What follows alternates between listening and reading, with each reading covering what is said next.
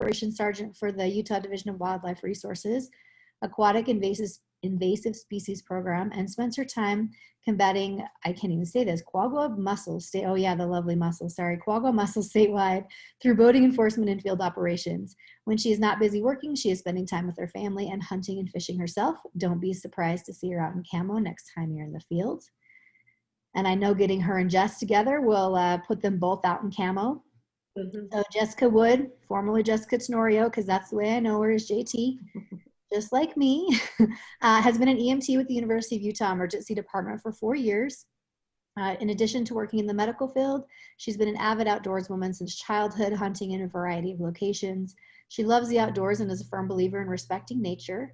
In her spare time, Jessica enjoys spending time with her husband and daughter, hiking in the mountains, hunting, and many cups of coffee. So cheers to you, Jessica, because I'm only on my first cup already. So with that, we are going to turn the time over to Krystal and let her get started. All right, thanks guys. It's great meeting you. Let me go ahead and share my screen with the presentation. Okay, can everybody see that okay? Perfect.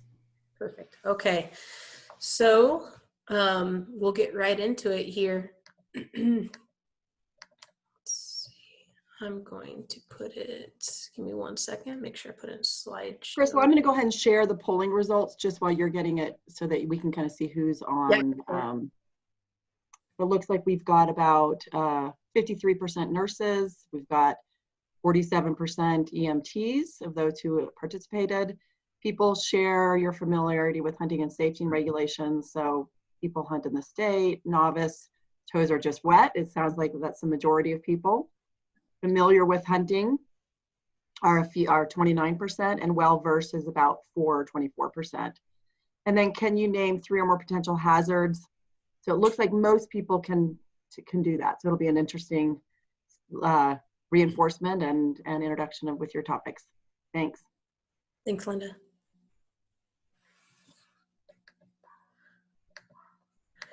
Okay, so I'm glad to hear that many of you guys are a little bit newer to hunting. That'll keep this a little bit more interesting. If I had a bunch of experts, you guys would probably be telling me what's right and what's wrong on this. So very excited to have you guys join us today. Finally, we're in the best time of the year with fall coming. We're starting to feel a little bit cooler. Hopefully our skies are going to get a little bit clear because of all these wildfires. But today we're going to discuss some of the rules and regulations from the Division of Wildlife Resources, which is the entity in the state here who regulates wildlife laws through Title 23, and that's been deemed from the state legislature. We're also going to provide some tips for things to keep in mind during these fall hunts that are coming up, and maybe you've already been out in the field. We have quite a few different things going on. Packing tips for your backpacks or any kind of packs that you tend to bring. Of course, we're going to discuss safety and the Utah Wild Aware program as well. So really quick, my title is a conservation officer. A lot of people don't quite understand what that means. It's just a fancy, more updated word for a fish and game warden, which is kind of what we've been known as traditionally in the past. We're full law enforcement officers with a specialization in wildlife crime and how to apply the statute. However, any law enforcement officer can apply wildlife law if they saw somebody doing something illegal. They just have to have an understanding of it. But we are the experts in the field. As a conservation officer, we patrol the district that we live in for those wildlife violations. That way we can get there quickly when something occurs that's illegal. A lot of the things that we do, you can see on the left with this picture, it's during the duck season a couple years back, and I'm teaching this individual how to identify this duck and just going through and making sure he has the correct licenses and everything that he needs, as well as other regulations involved with waterfowl. The picture on the right, I apologize if it's a little bit gory to you, but it is a big aspect of hunting. After you have your game harvested, then kind of the real work begins. And here, we got a report on our UTIP hotline, which is our poaching hotline, of a bull moose that was poached. I was able to do what's called a necropsy, just animal equivalent of an autopsy, which with the clientele that we have here today, I don't need to tell you guys that. I'm sure you could tell me a lot about it that I'd learned quite a bit from. And basically, I was able to find a wound pathway that was consistent with the gunshot wound and concluded that it was illegally killed and poached. So that's kind of the gist of what we do as conservation officers. There's a whole lot more, but I'm not going to get too much more into it in this. You guys feel free to give me any questions at the end. Okay, some of the common big game hunting violations that we see throughout the state. Some of these are kind of head scratchers. You wouldn't believe it, but it's stuff that we see year after year. And I've heard pretty much all the excuses in the book as well as to why something happened as it did. Hunting without a tag is pretty common. It's always surprised me a little bit, but when individuals get their tag in the mail, sometimes they don't even open the envelope to make sure that it's the correct tag, it's the correct area, it's the correct time of year. I've had people hand me an envelope and I'm opening their tag in front of them. That's not a good situation. Hunting the wrong area, hunting the wrong animal, wildlife ID is a big one. Trespassing without written permission, party hunting where somebody else actually pulls the trigger and fills your tag. Wanton waste, which is basically you do everything right and then you decide that you're not going to take the necessary meat back with you and it goes to waste. A loaded firearm in a vehicle, obviously that's very dangerous. And unsecured arrows in a vehicle. I don't think a lot of people realize that this is a crime, but it is a very big safety issue as well. On the right-hand side, you can see all of our individuals throughout the last 5 or 6 years that have gone through our suspension process and had their licenses suspended throughout the U.S. I'm not going to go over those numbers, but you can see that they're fairly consistent. This year's a little bit less. I would say that that's due to COVID. However, we still have a long way to go, so I expect that number to rise fairly significantly. Regulations. So we want to make sure that you're reading this year's guidebook and make sure that it's this year's and it's not 2-3 years ago. Or you might be looking at stuff that's no longer going to be accurate for this year. If you have questions, I encourage you guys to always ask your local DWR office or an officer if you have their number. I'm happy to give out my number at the end of this presentation and my email address. Please don't ask your friends or go off of the word of your friends or off of social media. We see this far too often and the answers are usually wrong. It's up to you as the hunter to make sure that you're doing the right thing. We also have an app now where you can download your license and look up a ton of different information as well as the guidebooks. And last but certainly not least, if you guys ever do see something that you believe is a wildlife violation, please call our UTIP line. It's 1-800-662-DEER or 3337. That will help a lot. The sooner that we have that contacted, the better. Okay, so let's say that you put in for the hunt, you find out that you got a tag, great. What are you gonna do next? Well, our website's really great to give you a lot of information. I encourage you to scout early, ask permission from those landowners, even if they tell you no. Sometimes you might hunt an animal on public land and it runs onto private. It's good to have that number in your phone and at least ask to be able to retrieve that animal. If for some reason they don't let you, give the UTIP call line and we'll get an officer out there and we'll help. A lot of the times they'll let us come and retrieve your animal for you. No brainer again, make sure your weapon is sighted in and make sure that your pack has everything that you need. This is very crucial. And I see a lot of novices that don't know what they're going to put in their pack and what matters. So let's go over that. So obviously we want to make sure you have enough water and food that's going to get you through, plus a little bit more of what you believe you're going to need. You always want to pack for the worst case scenario and not simply because you're planning on being out for a few hours or for a day trip. It's always go over that a lot more, but some really typical stuff I like to keep in my pack: bandages, antiseptic, gauze. Quick clot is a really big deal if you get a nastier wound, and different kinds of common medicines that you might utilize. It's always great to have a GPS or a cell phone, and I encourage you to have landowner maps through the different apps. One of the ones I really like using is OnX, as well as Basemap is really good as well. And have an extra charger for your phone. They're not very expensive, but it really does give you a little extra peace of mind if you get into an emergency situation that your phone's not about to die. I've been on a lot of search and rescues, and that's one of the questions that the dispatcher asks is, what's the percentage of the battery left in your phone? So let's make sure that you have a charger. Sunscreen and bug spray is always a good idea. Fire starter material and extra clothes. We all live on that Wasatch Front or around here, and we know that the weather changes frequently. So extra clothes has certainly helped me to be more comfortable when I'm out in the backcountry. If you are hunting actively, it's great to keep all of your supplies that you're going to need when you successfully harvest your animal in what I call a kill bag. It just has my tag for that animal, some gloves, the knife you're going to use, or maybe knives, and the bags you're going to pack your meat in. And last but certainly not least, the optics or the binoculars, spotting scope, and such that you plan to utilize on the hunt.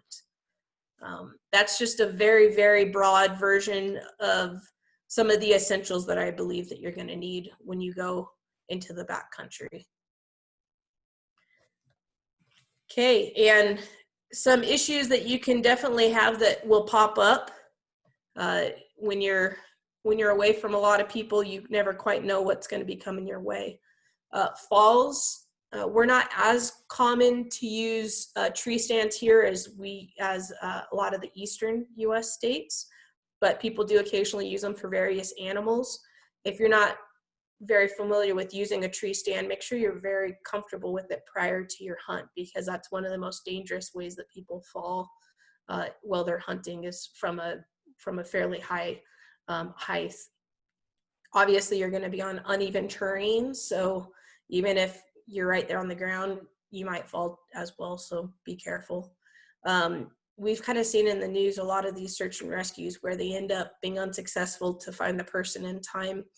They're not very familiar with the area, or maybe they're walking around at night, and they end up falling off of a cliff or kind of a craggy area, and that's certainly a huge hazard. So know the area that you're at, how to properly secure your equipment so that if you do fall, you're not going to have all your other stuff be a bigger danger to you. Know how to secure that tree stand, and this is where a GPS or even a physical map would be very, very helpful to know what the topography is going to be like when you're going to be hunting. Lacerations. I've been guilty of doing this one myself when I was a new officer, and I'm cutting into a nasty carcass trying to figure out what's going on, and I cut myself and I'm like, oh, that's probably infected. So you want to be really careful and just kind of slow down. It's very, very easy to cut yourself on a sharp knife because obviously we don't want to take any dull knives out there in the hunt or a broadhead. Just take your time and don't rush. Make sure that your pack has everything that you believe you're going to need for a circumstance like this, so you can start that treatment and know the quickest way to get to help. Exposure. I've had a lot of pretty darn cold nights on the top of the mound that it wasn't supposed to be that bad, and I wake up and there's frost and snow on the ground. So it's always great to pack for the worst case weather, not what the weather looks like it's going to be or what it currently is. Also, you might be out there a heck of a lot longer than you originally planned, so kind of plan for the worst case. Our elevation causes those temperatures to plummet very quickly as soon as the sun goes down. Bring that extra clothes and fire starting material. Don't rely on some of the materials that have been on the Wasatch Front I've tried to utilize, and it's been difficult to get a decent fire going because they might be damp or it's not going to get the oxygen that it needs. So having your own little fire starting material is really helpful. A couple of things I've used. I've got a magnesium fire starter. You can use con balls that have some Vaseline on them and just keep that in a baggie. Stuff like that where you know that you're going to have a decent start to a good fire, then start looking around for some dry leaves and twigs and stuff, and just keep feeding that fire. And attacks. Respect wildlife as wild. Again, I mean, we just barely had a poor individual who got gored on Antelope Island from a bison. these animals are not, they might look docile, but they can get dangerous very quickly. I've dealt during my career with cougars, bears, moose, badgers, bobcats. I mean, you name it, I've dealt with it. And the one that worries me the most, that I'm the most fearful of and most cautious around, is actually a moose. It's not even a cougar or a bear like you would think, because moose are they're just so quick to anger. They don't give you a lot of signal. They'll give you some signal, but they're very quick to charge. And I've seen more than one officer down in Farmington and Centerville have to duck behind a mailbox or a tree because that moose starts coming at them when we're trying to get it out of town. So be very careful. If you feel like you have wounded an animal and you walk over to where it's laying, I would say just be very, very cautious at this point, because they could still be alive and still could be very dangerous. We had an individual, it wasn't in this state, but an individual got gored by a bull elk that he had recently shot during the archery hunt, and it clearly wasn't dead. So be very careful. What I like to do is, if I can, circle around it, go towards the hind end, and I'll take a stick or something and I'll poke at the leg, or I'll move the leg a little bit, and just make sure that you're not getting any of those reflexes. Even if you think it's dead, I'll take a stick or something and I'll kind of poke around the eyes and make sure I'm not getting a blink or anything, and just make sure that that animal is completely dead before you start cutting into it, or you could have a bad day. And this is a great website that I like to direct a lot of people to, since I have been, when I was the Davis County officer, working along the front, we have a ton of nuisance animals and wild animals that like to come down from the mountains. So our website, wildlifeawareutah.org, is a great resource. The Division of Wildlife Resources has gone together with Hogle Zoo to present this information. And it talks about how to deal with nuisance animals, possible wildlife conflicts with humans or pets. There's various volunteer opportunities and much, much more. So I encourage you guys to give that a look, as well as our website, which is just wildlife.utah.gov. And that's it for my presentation. Thank you guys very much, and I'd be happy to take any questions you have. Krystal, I have a question. I don't know if you know the answer to this or not, but the current fire restrictions that are in place right now, how are they impacting hunting? Like what areas, and especially if somebody is stuck on the mountain and does need to keep warm, again, would they be cited if they needed to start a fire in a restricted area? I believe that every time that I do an investigation, even if I find that there is an element where the law was violated, I'm always going to give the opportunity to the individuals involved to explain why they did their actions and their motives. And certainly if it's a life-saving emergency situation, I personally wouldn't give them a citation for that. I do think it is important to go on to the U.S. Forest Service website prior to going out in your areas to make sure that there is no fire restrictions.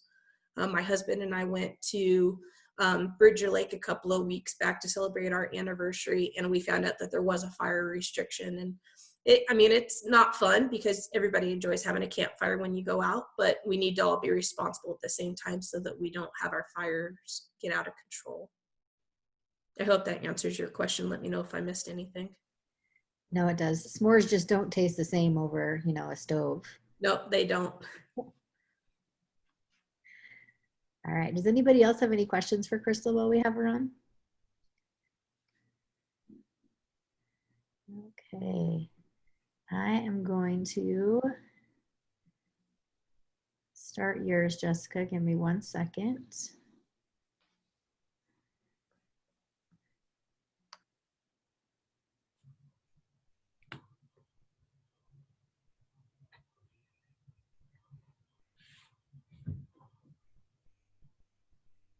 All right, and everyone can see that okay? All right, I'm gonna put myself on mute and just let me know when to advance, Jess. Okay. So what I'm going to discuss in this PowerPoint are hunting injuries, treatments, and preventions. You can go to the next slide, Jamie.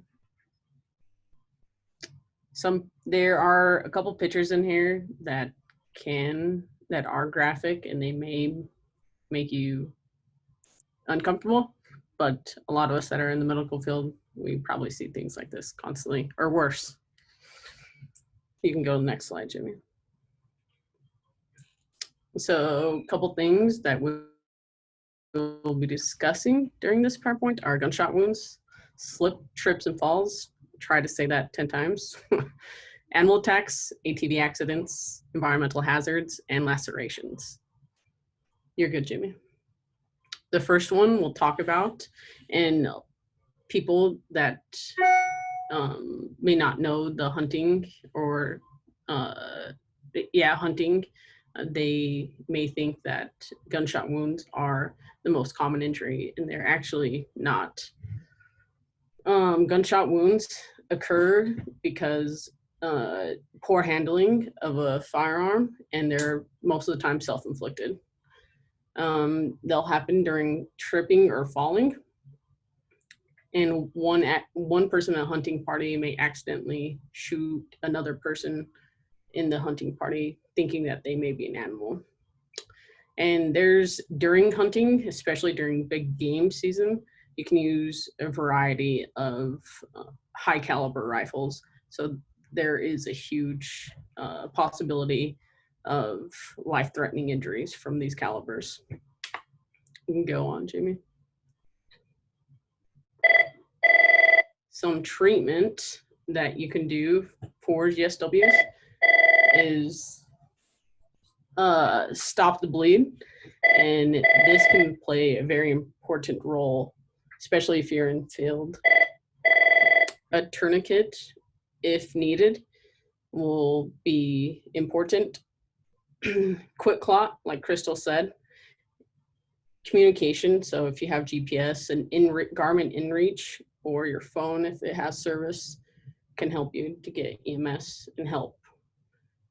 And location, you'll hear a lot of people say that they grew up hunting in a certain area and they know this area at the back of their hand, and sometimes things happen and they don't know, and so that's when search and rescue needs to come in with this.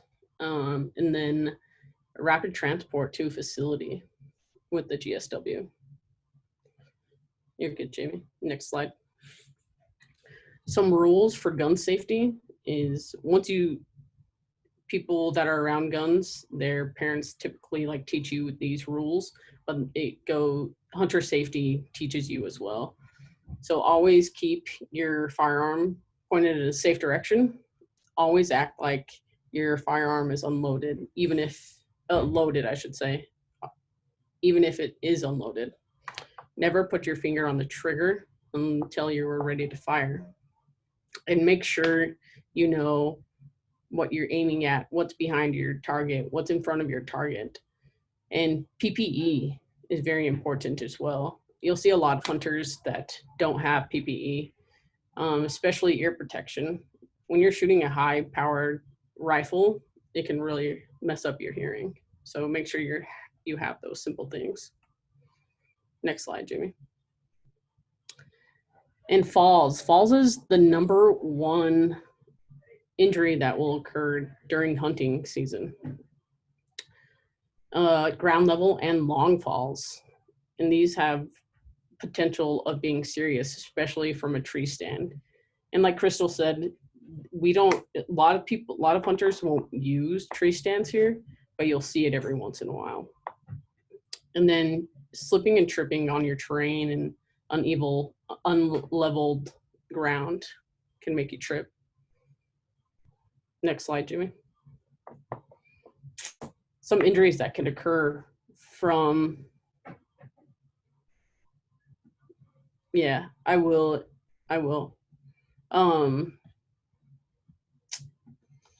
Some injuries that can occur from falling are fractures, dislocations, sprains and strains, head trauma, and back injury. I just got a question asking if I would go over what a tree stand is.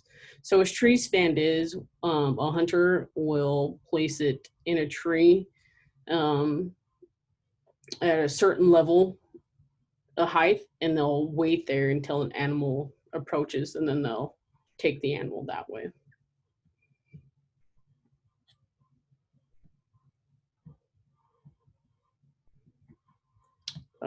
Next slide, Jamie. Some treatments that you could use for falls are immobilizing the bone. So really anything around you, like thick sticks to mobilize that bone and keep it from moving around. And if you have an open fracture, this is easier said than done, but try to keep it as sterile as possible. And head trauma, some of the signs that you can look for with head trauma are unequal pupils, nausea, vomiting, and dizziness.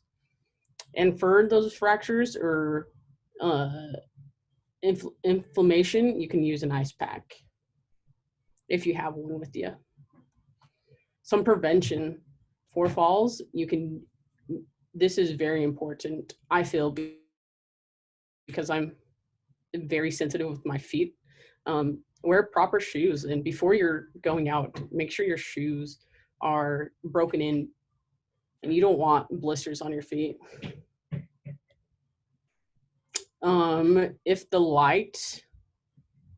If you have poor lighting and it's still dark, you can use a flashlight. That come in handy, and hiking sticks. So I have used hiking sticks after harvesting an animal, and I have like about 150 pounds of meat at a time going up the mountain or down the mountain. So the hiking sticks come handy.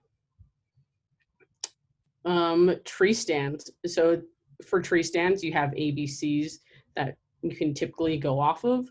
So A is always inspect the tree stand prior to using. B is use a full body harness, and C is connect before you leave the ground. So we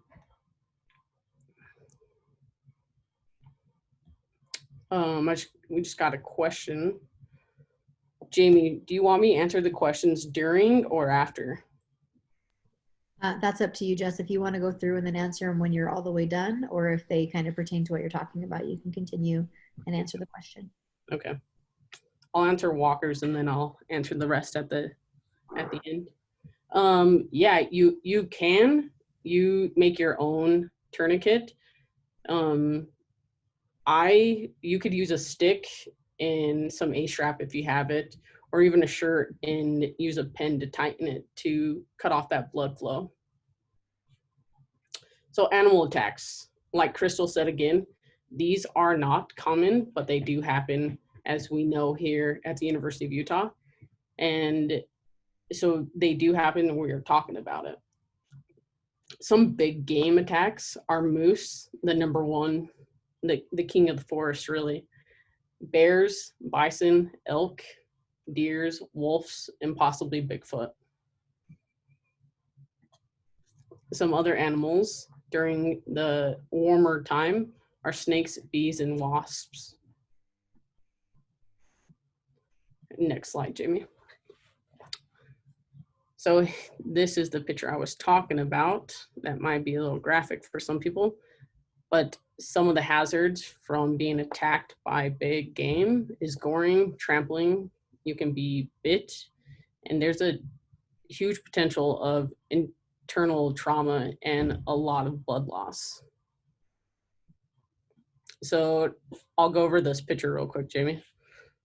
This is a gentleman, his name's Glenn, and he lives in Alaska. Him and his son were on a bear hunt, and the bear jumped the dad. He was 77. This happened 4 years ago, I do believe. And the bear grabbed him by his head and drug him off, and his son went and saved him ultimately. And they were 20 miles off the Denali highway, and I think it took him several hours to get to the hospital. And 9 days post, he was up and walking again. So it was really cool. If you guys want to read into that story, I can send you a link. It's one of my favorite stories, actually. Next slide, Jamie. Some safety and prevention for big game. Always keep your campsites clean. That may be everybody will say that, but even like the smallest amount could bring an animal into your campsite. Always keep your food away from your tent. Store it in a bare, tight storage, and in your car or in a tree possibly. Treat your garbage as uneaten food. Never leave it in your tent. And this should be a rule of thumb, but people still do this. Never sleep in the clothes that you just gutted an animal in. And keep a safe distance from these animals. Give them some space. They're actually more scared of us than we are of them. When I'm out in animal, like big game country, I will usually have some bear spray on me, not in my pack. I'll keep it in a harness, or I'll have a handgun on my side. You always want to practice like that every single time. So it's nature, its first reaction when something does occur, that you're going for those objects.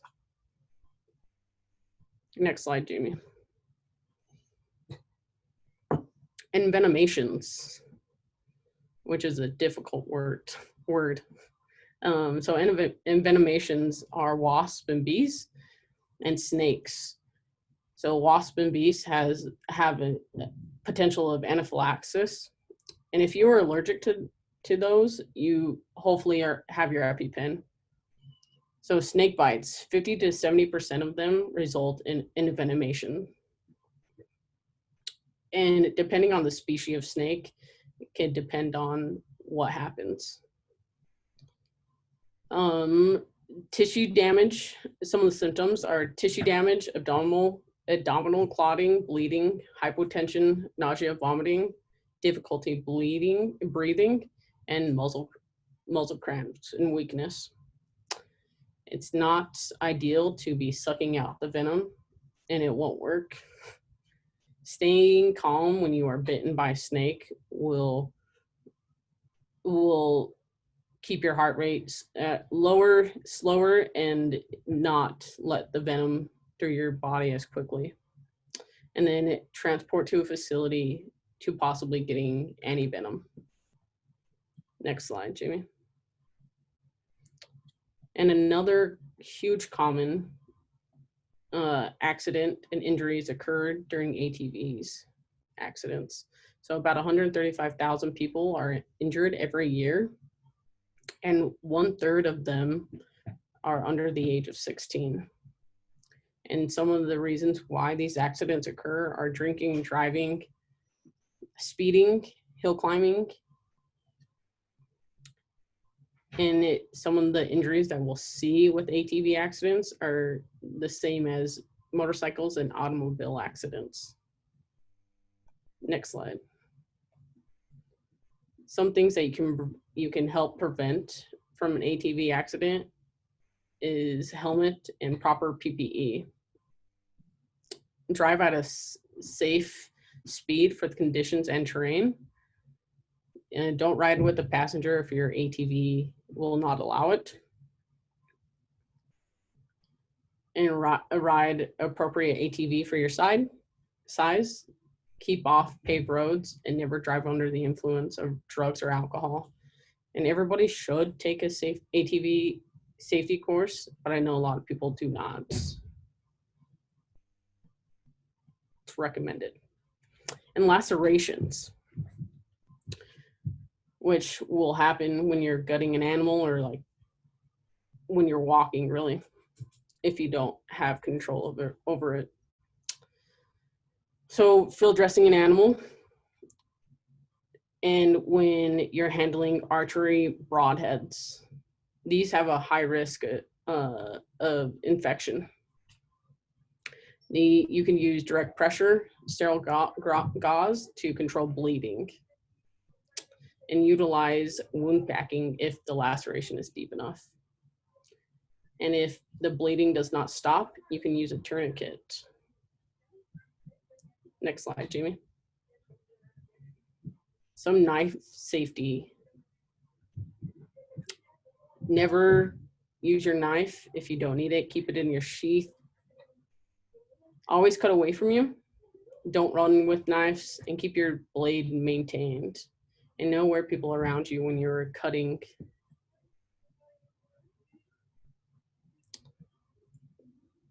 So broadheads. So a broadhead is the very sharp top part of your arrow. It's extremely sharp. Even touching it can cut you. And keep them in their quiver. So it's a little container that you can place them in so it doesn't cut anything. And then there is a tool for your quiver that you should be handling it with. Next slide, Jamie. Some hazards, environmental hazards, are hyperthermia, heat exhaustion.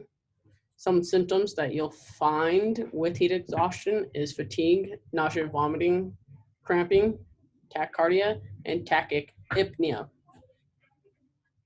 And then heat stroke. This is very life-threatening, and you may see altered mental status with this.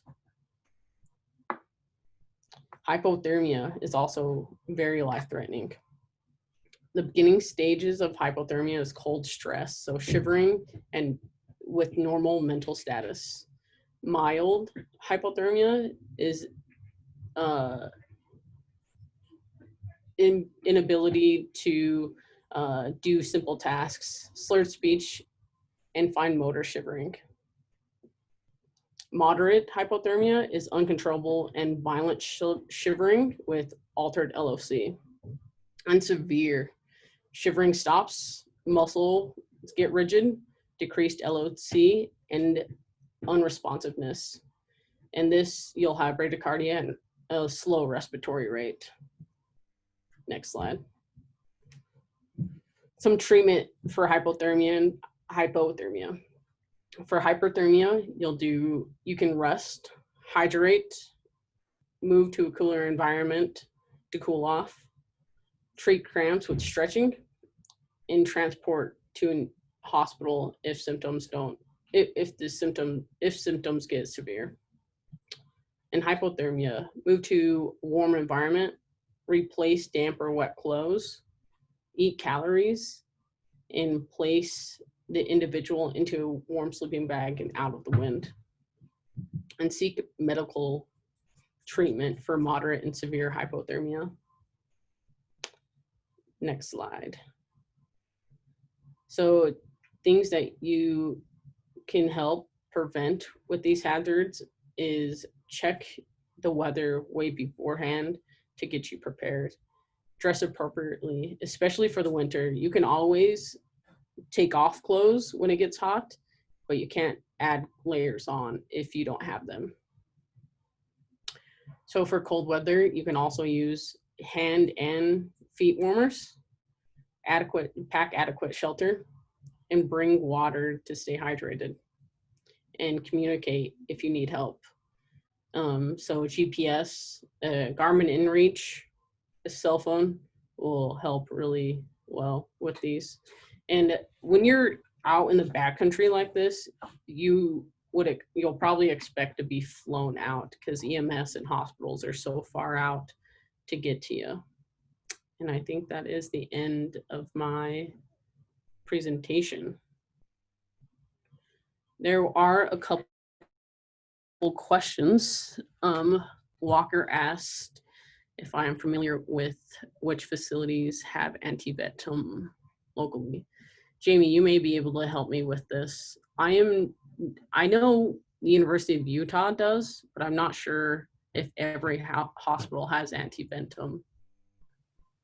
To be honest, I don't know the answer to that question. I know that I believe primaries, IMC and University of Utah does, but University of Utah, I think, only has enough to treat 1 or 2 people. I'd have to verify that. We could verify that with our pharmacy and send that out to everybody as well. But there are only a few hospitals in the state, and I don't know, Krystal, if you know others up in Davis County, if they're carrying them, but I know that those 3 do. Yeah, I'm not sure myself. I think that's a great question. Probably something that would be good to look into. Mm-hmm. When I was scouting just a couple of weeks ago, I almost stepped on a rattlesnake den. I was very glad that I was paying attention because it scared me a little bit. It would not have been fun to have gone flown out. No. And I think 20, to add on the envenomations, especially snake bites, I think only 20% of snake bites can be 20 to 25 percent of snake bites will become dry bites. So hopefully if you do get bit, then you'll have a dry bite.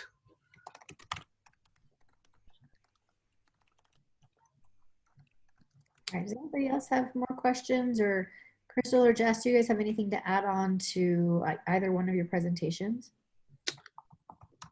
Probably the large animal, because I have volunteered at Antelope Island a lot for the past 7 years with the bisons. If you've ever worked cattle, cattle is very easy to push, and bison, you go a little bit and they have a very hard temperament. So just be aware of the bison. Try to not have your music played too loud around these animals either, so you can hear them approaching if they are approaching, and get at a safe distance. Yeah, I'd say that goes with moose and other wildlife as well when you're in the backcountry. Sometimes music can be your friend, but not always. Yeah. Yeah, Emma, a dry bite is without venom. Did the individual who asked about tree stands, did they feel like their question was answered? I could provide a little bit more detail if that's still a little bit confusing. I know it's not something that we use a lot out here, so you might not have a visual as to what it looks like.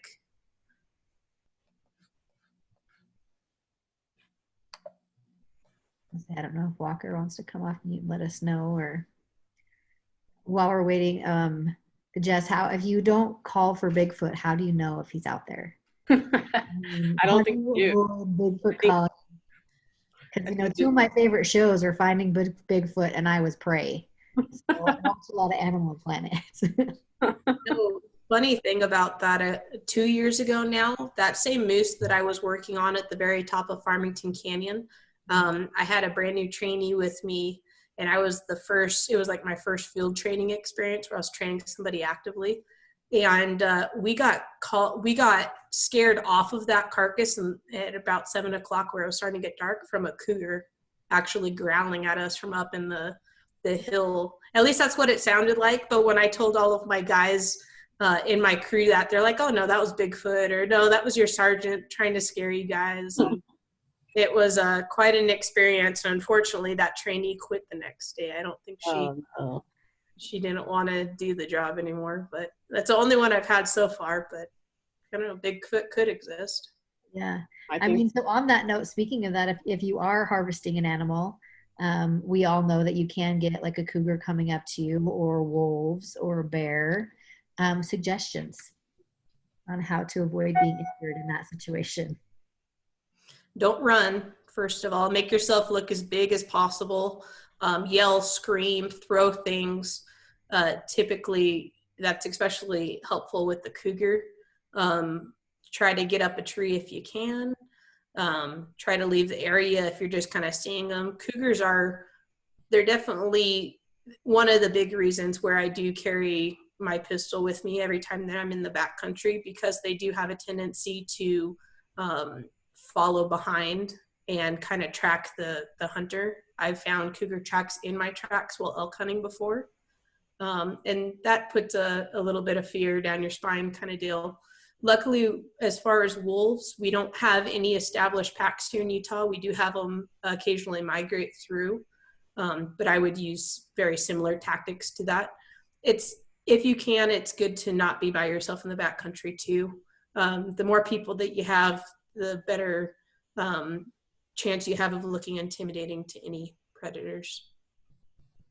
And I know for bears, and this could help with cougars as well, but cougars are more stealthy, like she said.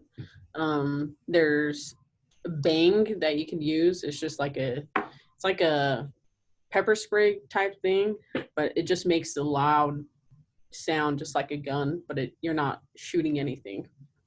And a bear bell, just to make sure yourself is heard and you're not walking up on a bear. You're not going to scare an animal the animal will probably know that you're there more than you know that they are there. And can you guys answer? Emma had a question of the best method from a moose is to hide behind a tree. Try to avoid them as much as possible. If you do kind of come across each other in the path, I would back away very slowly, pay very close attention to what their eyes and their ears and their head is doing. Some indications that they're about to charge is they start snorting, they'll make their ears go back, they start getting, they might even kind of false charge you where they kind of go quickly a couple of feet and then they stop. Just do not turn around and run. Just leave the area quietly but quickly, and just get yourself out of there. If you do feel like they're going to continue to charge, absolutely find some kind of cover that you can get behind, and do not ever get between them and their calf. They're the worst kind of mama bear, even though they're a moose. So you got to be careful of that. Yeah, I know we have a lot of people who love to hike, and I'm one of them that hikes with the dogs at Mill Creek, and that is definitely a place that we run into moose. I run into moose quite often up there. One of them did come charging across the ravine, and luckily it looked like a young bull. Came down through the ravine, and as he was down in the ravine, me and my friend did go behind a tree, saw him come up to the top, and we just stayed where we were at with the dogs. Yeah. And he was able to move away. So, but yeah, we do run into those, and I know we have a lot of people that hike up in Mill Creek. So yeah, and luckily they don't see super great. So just kind of being careful and trying to see them before they see you helps. We also have a comment from Alex who wanted to say something about the tourniquet use. Alex, do you want to unmute yourself and ask that question or make your comment? Yeah, sorry, can you hear me all right now? Yeah. Just in regards to tourniquets, listening and how primarily a lot of injuries come from falls and then gunshots, you can expect a lot of hemorrhage.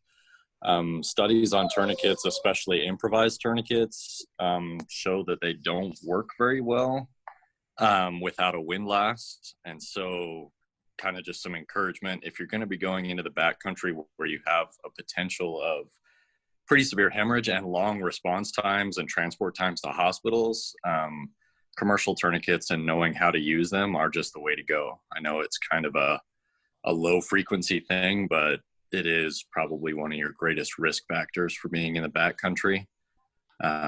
Just some studies that I was looking at, it's between 90 and 99% of improvised tourniquets fail to actually control bleeding. So have a commercial tourniquet and know how to use it is pretty much my advice on that one, and have more than one. I'll plug in there. Stop the Bleed obviously recommends the cat tourniquet. That is recommended by stopthebleed.org. Kind of like Zoe said, rat tourniquets are something that's used a lot, especially by bikers and people that are hiking, because they are very small. I did actually have somebody practice with one that we had got donated and broke it during practice. I've broken mine. I prefer the cat all day long. It's like $40. Yeah. It's not bad. Yeah. Same, and they're not that heavy, so. Yeah, in my hunting pack, I'll have a tourniquet, I'll have some fire starter stuff, and then some extra socks, and maybe even some moleskin. Yeah, and we do say, obviously, especially even in Stop the Bleed, we say some sort of tourniquet or some sort of pressure is better than nothing. So if that's what you have, that's great. If that's, it's better than nothing. So pressure, packing the wound, any sort of tourniquet that you can find is definitely something better than nothing. Yeah. All right. Do you guys have any other questions? And while we're taking those last questions, we'll launch this last poll.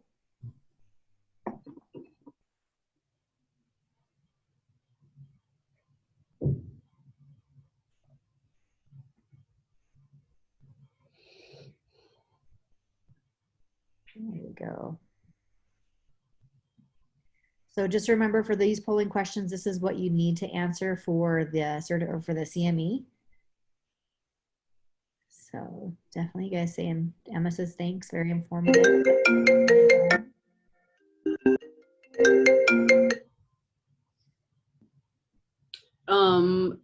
I do have a comment. So the emergency department here at the university does sell tourniquets and quick lock twice a year if you guys would like to buy any of that.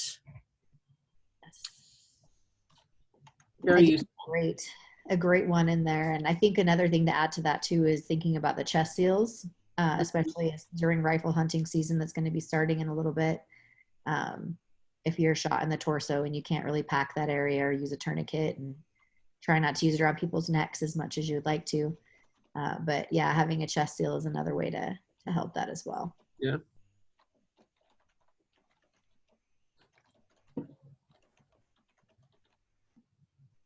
All right, it looks like we've gotten, most of you guys have answered the polling questions at this point in time.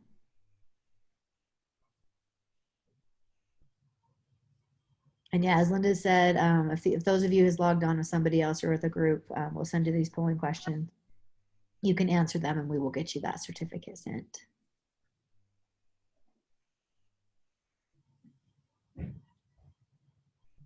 I think I have most people that put it in the chat written down too, so.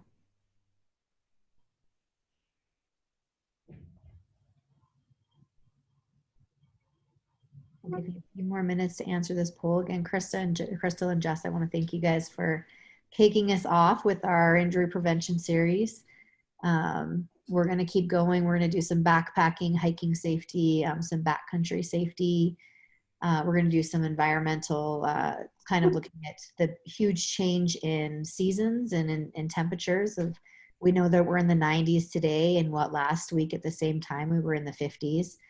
So kind of there's a little bit of exposure injuries that we can get. So I think we have a lot of good stuff coming our way for the injury prevention series. So thank you guys for kicking us off. Thank you. Thank you. It was great. Thanks so much. Good job. Thank you. Strong work. All right.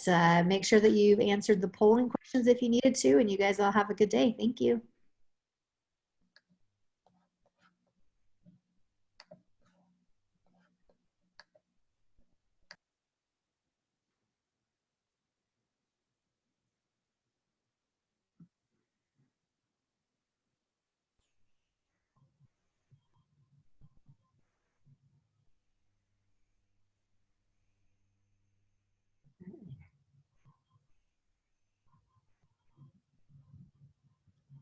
Had a lot of fun. Jess, good job. What's that? Said good job. Thank you. Great. Perfect. I am going to get off. Yes. All right. We'll talk to you later. Thank you for helping out. You're welcome. Thanks. All right. Linda, I'm going to end this, and We'll touch base and polling see you questions for soon. Okay. Bye-bye.